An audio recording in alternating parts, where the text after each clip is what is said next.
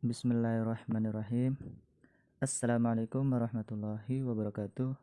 Kami dari kelompok 6 ingin menjelaskan hasil diskusi kami yang tentang konsep-konsep ekonomi yang terlarang dalam ekonomi Islam. Sebelumnya, kami izin memperkenalkan diri terlebih dahulu. Perkenalkan, nama saya Ahmad Aladib, nomor MPM 11 19 21 0069, dan teman saya yang bernama Saya Muhammad Abil Hakim dengan NPM 11921017. Langsung saja, kami akan membahas materi tentang konsep-konsep ekonomi yang terlarang dalam ekonomi Islam. Ada beberapa konsep yang terlarang dalam ekonomi Islam. Yang pertama yaitu konsep riba atau bunga. Yang kedua ada konsep goror atau tipuan. Yang ketiga ada konsep maisir atau judi. Yang keempat ada konsep israf, mubazir atau boros. Yang terakhir ada haram lidzatihi. Yang pertama ada konsep riba. Riba secara bahasa bermakna ziyadah, yang artinya yaitu tambahan. Riba secara istilah adalah pengambilan tambahan dari harta pokok atau modal secara batil. Riba juga dapat diartikan sebagai pengambilan tambahan, baik dalam transaksi jual beli maupun pinjam meminjam secara batil yang bertentangan dengan prinsip muamalat dalam Islam. Menurut syariah, riba yaitu merujuk pada premi yang harus dibayarkan oleh peminjam kepada yang memberikan pinjaman bersama dengan jumlah pokok utang sebagai syarat pinjaman atau untuk perpanjangan waktu peminjaman. Lebih spesifik lagi, riba yaitu meminta tambahan uang dari pinjaman awal, baik dalam transaksi jual beli maupun pinjam meminjam yang bertentangan dengan prinsip syariah Islam. Macam-macam riba. Secara garis besar, riba dikelompokkan menjadi dua, yaitu riba utang piutang untuk transaksi pinjam meminjam dan riba jual beli. Yang pertama, riba dalam transaksi utang piutang. Ada dua macam riba dalam transaksi utang piutang. Yang pertama, ada riba qard, yaitu sejumlah kelebihan tertentu yang diminta oleh pihak yang memberi utang terhadap yang berutang saat mengembalikannya. Contoh, si A bersedia meminjamkan uang kepada si B sebesar 300.000, asalkan si B bersedia mengembalikannya sebesar 325.000. Itu contoh dari riba qard. Yang kedua ada riba jahiliyah, yaitu utang dibayar lebih dari pokoknya karena si peminjam tidak mampu membayar utangnya tepat waktu. Contoh, si A meminjam uang 1 juta kepada si B dengan janji waktu 1 tahun pengembalian utangnya. Setelah jatuh tempo, A belum bisa mengembalikan utangnya kepada si B. Maka B mau menambah jangka waktu pengembalian utangnya asalkan si A bersedia memberi tambahan dalam pembayaran utangnya, sehingga tanggungan utang si A menjadi berlipat ganda. Yang kedua, ada riba dalam transaksi jual beli. Dalam transaksi jual beli ada dua macam riba. Yang pertama ada riba fadl, yaitu jual beli dengan cara tukar barang sejenis namun dengan kadar atau takaran yang berbeda untuk tujuan mencari keuntungan. Contohnya, cincin emas 24 karat seberat 5 gram ditukar dengan emas 24 karat juga namun seberat 4 gram. Kelebihannya itulah yang termasuk dalam riba. Yang kedua ada riba nasi'ah. Riba karena adanya penundaan. Riba nasi'ah adalah riba yang terjadi karena adanya pembayaran yang tertunda pada transaksi jual beli dengan tukar-menukar barang, baik untuk satu jenis atau berlainan jenis dengan menunda penyerahan salah satu barang yang dipertukarkan atau kedua-duanya. Contoh, membeli buah-buahan yang masih kecil di pohonnya, kemudian diserahkan setelah buah-buahan tersebut besar atau layak dipetik. Dasar larangan riba. Dasar larangan riba terdapat di dalam Al-Quran surat Al-Baqarah ayat 278 yang artinya berbunyi, "Hai orang-orang yang beriman, bertakwalah kepada Allah dan tinggalkan sisa riba yang belum dipungut jika kamu orang-orang yang beriman." Quran surat Al-Baqarah ayat 278. Dan juga disebutkan dalam Al-Quran surat Al-Imran ayat 130 yang artinya berbunyi, "Hai orang-orang yang beriman, janganlah kamu memakan riba dengan berlipat ganda dan bertakwalah kamu kepada Allah supaya kamu mendapatkan keberuntungan." Quran surat Al-Imran ayat 130. konsep yang kedua yaitu gharar. Definisi gharar. Yang pertama, gharar secara bahasa bermakna resiko atau bahaya. Yang kedua, gharar secara istilah berasal dari bahasa Arab yaitu ghara, takhrir atau yakhara, yang berarti menipu orang dan membuat orang tertarik untuk berbuat kebatilan. Salah satu bentuk gharar ialah menukarkan sesuatu benda dengan pihak lain dengan adanya unsur yang tidak diketahui atau tersembunyi untuk tujuan yang merugikan atau membahayakan. Yang ketiga, syayat sabiq. Dalam fikih, sunnah mengartikan gharar sebagai penipuan yang mana diperkirakan menyebabkan tidak ada kerelaan jika diteliti. Yang keempat, menurut Muhammad Rawas Al-Haqji dalam Mujam Luqhan Al-Fuqaha, gharar berarti al-jahalah, yaitu adanya ketidakpastian karena terdapat unsur yang tidak diketahui. Yang kelima, menurut mazhab Syafi'i, gharar adalah segala sesuatu yang akibatnya tersembunyi dari pandangan, dan sesuatu yang dapat memberikan akibat yang tidak diharapkan atau akibat yang menakutkan. Macam-macam gharar. Secara umum gharar dapat dibagi menjadi dua kelompok, yaitu yang pertama adalah unsur resiko yang mengandung keraguan, probabilitas, dan ketidakpastian secara dominan. Pada jenis transaksi ini, tidak ada jaminan bahwa penjual mampu mengantar barang-barang yang mungkin telah ia terima, uang penjualannya, dikarenakan barangnya belum ada di tangannya, atau ia sama sekali tidak mampu melakukan kontrol untuk mengirim barang tersebut. Contohnya, menjual ikan di dalam air, menjual burung di udara, menjual hewan yang masih dalam kandungan berupa janin, dan menjual tangkapan yang masih dalam perangkap. Semua jenis transaksi yang telah disebutkan di atas dan segala yang sejenisnya yang mengandung unsur gharar. Tawar-menawar harus dilakukan pada saat barang ada di tangan penjual. Apa yang belum pasti yang ada di air, udara, atau dalam kandungan, yang belum ada atau lahir, atau apa-apa yang ada di luar jangkauan tangan, pembeli tidak dapat menjadi barang komoditas yang sah dalam transaksi menurut hukum Islam. Yang kedua adalah unsur meragukan yang dikaitkan dengan penipuan atau kejahatan oleh salah satu pihak terhadap pihak lainnya. Termasuk dalam kategori ini misalnya nats. Nats adalah sejenis penipuan di mana seseorang menawarkan suatu barang dengan harga tinggi yang tidak mempunyai maksud untuk membeli tetapi untuk menipu orang lain yang benar-benar bermaksud ingin membeli.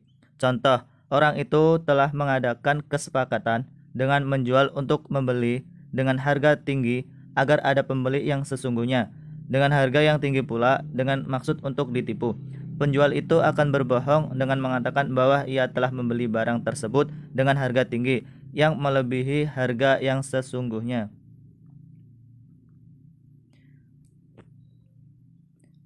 Hukum gharar. Hukum jual beli gharar dibagi menjadi 3 macam.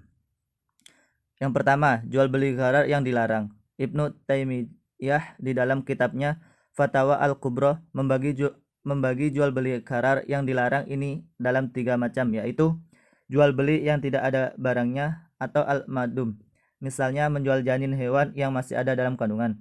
Yang kedua, jual beli yang tidak bisa diserah terimakan atau al-mazus an taslimihi. Contohnya, budak yang lari dari tuannya, burung di udara, ikan di laut, mobil yang dicuri, serta barang yang masih dalam pengiriman. Yang ketiga, jual beli yang ada ketidakjelasan atau al-jahalah, baik kepada barang, harga, dan akad jual belinya. Kedua, ya, jual beli gharar yang diperbolehkan. Jual beli gharar yang dibolehkan ini ada 4 macam. 1. Jika barang tersebut sebagai perlengkap. Yang kedua, jika ghararnya sedikit. Yang ketiga, masyarakat memaklumi hal tersebut karena dianggap sesuatu yang remeh. Yang keempat, memang membutuhkan transaksi tersebut, seperti yang dijelaskan oleh Imam An-Nawawi di dalam Syarh Sahih Muslim. Kadang sebagian gharar diperbolehkan dalam transaksi jual beli karena hal itu memang dibutuhkan masyarakat, seperti seseorang tidak mengetahui pondasi rumah atau yang dibelinya. Begitu juga tidak mengetahui kadar air susu pada kambing yang sedang hamil. Yang ketiga, gharar yang masih diperselisihkan. Para ulama masih memperselisihkan tentang haram jual beli gharar. Ini karena gharar ini berada di tengah-tengah antara yang diharamkan dan dibolehkan. Sebagian ulama tidak memperbolehkan gharar ini, seperti Imam Syafi'i, tetapi sebagian yang lain membolehkannya, seperti Imam Malik dan Ibnu Taimiyah. Contoh gharar ini menjual kacang, wortel, kentang, atau umbi-umbian yang masih berada di dalam tanah. Yang selanjutnya, dasar larangan gharar. Di dalam Al-Quran, surat Al-Baqarah ayat 188 yang artinya berbunyi, "Dan janganlah sebagian kamu memakan harta sebagian dari yang lain, di antara kamu dengan yang batil." Quran, surat Al-Baqarah ayat 188. Yang kedua, di dalam Al-Quran surat An-Nisa ayat 29 yang artinya berbunyi, "Hai orang-orang yang beriman, janganlah kamu saling memakan harta sesamamu dengan jalan batil kecuali dengan jalan perniagaan." yang berlaku suka sama suka di antara kamu. Quran Surat An-Nisa ayat 29. Yang ketiga ada konsep maisir. Maisir dalam bahasa Arab yang berarti judi. Secara harafiah yaitu memperoleh sesuatu dengan mudah tanpa kerja keras atau mendapatkan keuntungan tanpa bekerja. Istilah maisir dalam Al-Quran adalah azlam, yang berarti praktik perjudian. Secara terminologi, diartikan suatu transaksi yang dilakukan oleh dua pihak untuk kepemilikan suatu benda atau jasa yang menguntungkan satu pihak dan merugikan pihak lain. Kriteria maisir. Sebuah transaksi atau permainan bisa dikategorikan maisir jika terdapat unsur-unsur berikut. Yang pertama, taruhan atau mukhataro atau juga murahanah dan mengadu nasib sehingga pelaku bisa menang dan bisa kalah. Yang kedua, seluruh pelaku maisir mempertaruhkan hartanya tanpa imbalan atau muqabil. Yang ketiga, pemenang mengambil hak orang lain yang kalah. Esensi maisir. Esensi maisir adalah setiap transaksi yang bersifat spekulatif dan tidak berkaitan dengan produktivitas serta gambling atau perjudian. Maisir sama dengan goror, karena asasnya juga ketidakjelasan yang berkemungkinan mendatangkan kerugian atau keuntungan. Hanya saja perbedaan antara keduanya bahwa maisir biasa terjadi pada permainan atau perlombaan, sedangkan goror terjadi pada akad jual beli. Maisir atau kimar atau juga perjudian adalah suatu permainan peluang atau juga disebut game of chance atau suatu permainan ketangkasan yang juga bisa disebut game of skill, di mana salah satu pihak harus menanggung beban pihak lain sebagai suatu konsekuensi akibat hasil dari permainan tersebut. Tidak semua ketidakpastian yang timbul dari hasil suatu permainan belum tentu judi atau maisir. Namun, bila salah satu pihak harus menanggung beban pihak lain akibat hasil permainan tersebut, maka ia tergolong judi. Dasar larangan maisir. Dasar larangan maisir terdapat di dalam Al-Quran, Surat Al-Maidah ayat 90 yang artinya berbunyi, "Wahai orang-orang yang beriman, sesungguhnya minuman keras, berjudi, berkurban untuk berhala, dan mengundi nasib dengan anak panah adalah perbuatan keji, dan termasuk perbuatan setan. Maka jauhilah perbuatan-perbuatan itu agar kamu beruntung." Quran Surat Al-Maidah ayat 90. Dan juga disebutkan dalam Al-Quran Surat Al-Maidah ayat 91 yang artinya berbunyi, "Sesungguhnya setan itu bermasuk permusuhan dan kebencian di antara kamu lantaran meminum khamar dan berjudi itu, dan menghalangi kamu dari mengingat Allah dan sholat. Maka berhentilah kamu dari mengerjakan pekerjaan itu." Quran Surat Al-Maidah ayat 91. Self israf. Definisi. Yang pertama, kata israf berasal dari bahasa Arab berarti bersukaria sampai melewati batas. Yang kedua, sedangkan menurut Kamus Besar Bahasa Indonesia, melampaui batas atau berlebihan jadi artikan menjadi tindakan di luar wewenang yang telah ditentukan berdasarkan aturan atau nilai tertentu yang berlaku.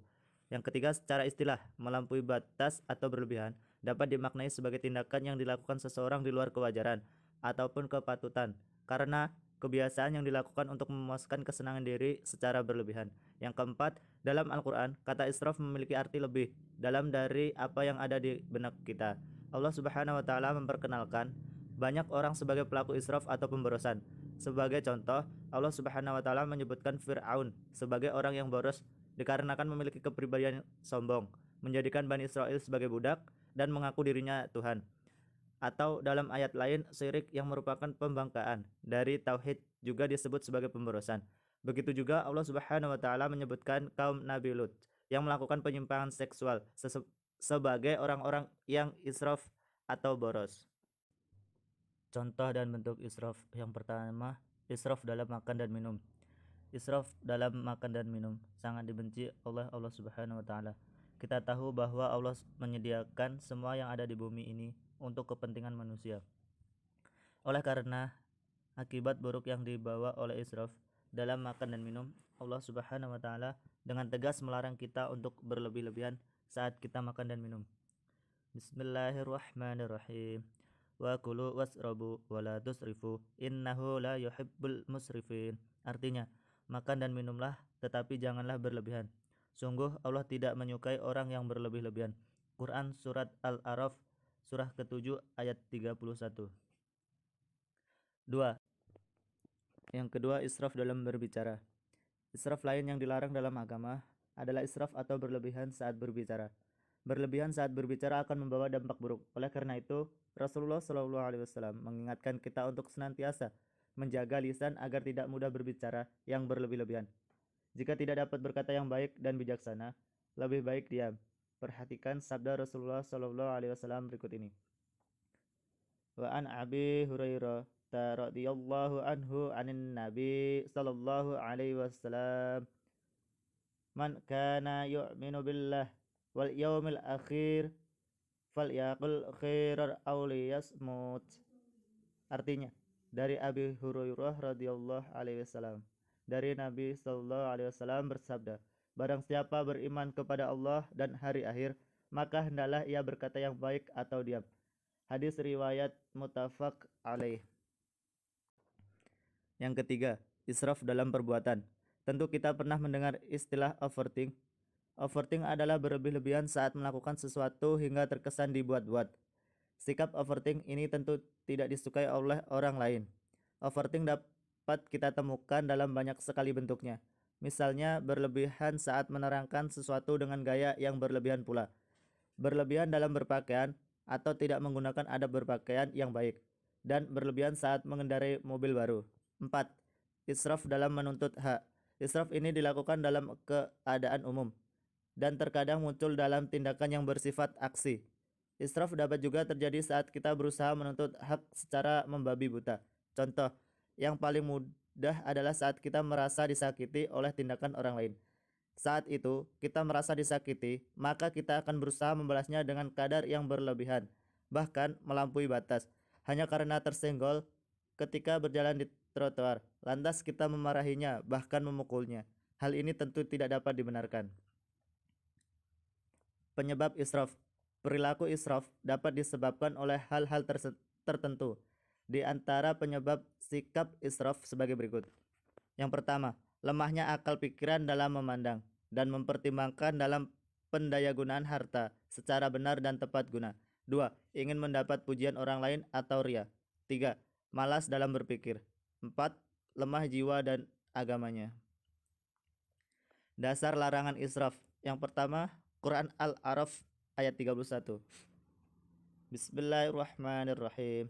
Ya bani Adam khudhu zinatakum inda kulla masjidil wa kulu wasrabu wa la tusrifu innahu la yuhibbul musrifin.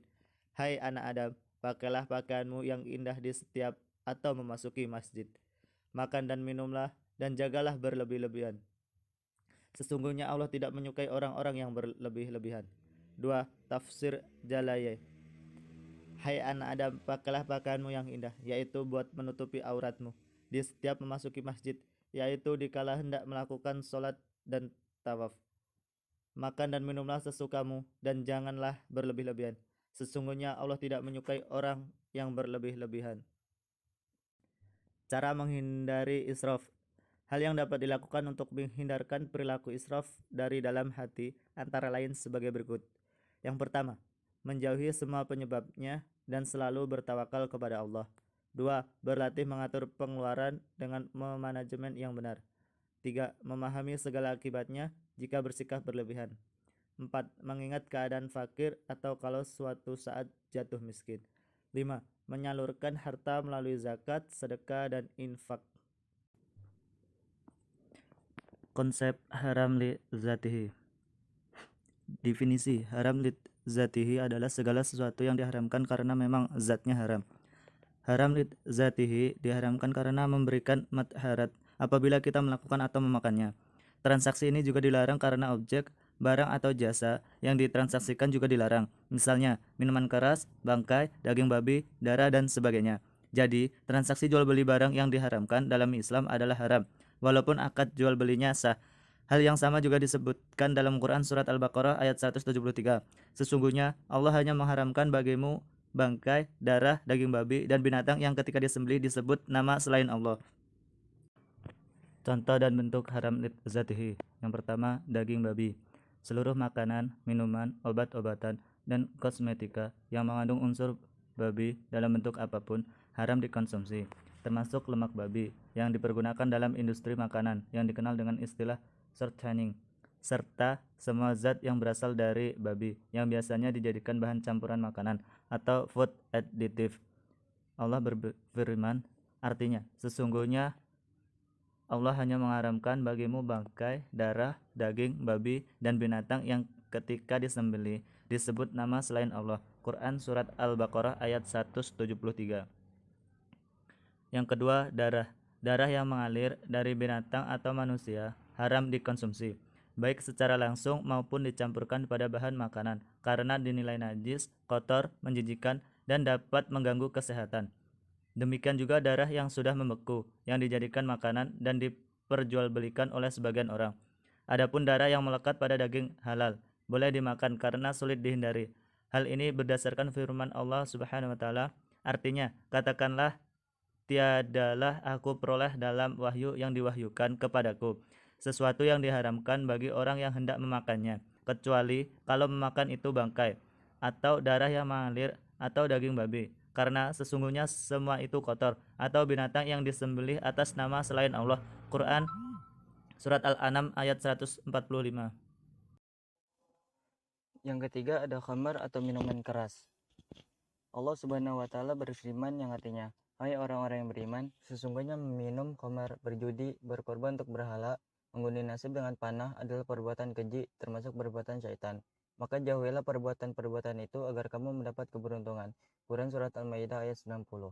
Khamar dapat dianalogikan dengan semua makanan dan minuman yang bisa menimbulkan mudarat dan merusak badan, akal, jiwa, moral, dan akidah. Misalnya narkoba dengan seluruh jenis dan macamnya. Nabi Shallallahu Alaihi Wasallam juga bersabda, artinya sesuatu yang memabukkan dalam keadaan banyak, maka dalam keadaan dikit juga tetap haram. Hadis riwayat An-Nasai, Abu Daud, dan Tirmidzi. Dan poin terakhir yaitu ada bangkai. Bangkai yaitu semua binatang yang mati tanpa penyembelihan yang syar'i dan juga bukan hasil perburuan. Allah Subhanahu wa taala berfirman, artinya diharamkan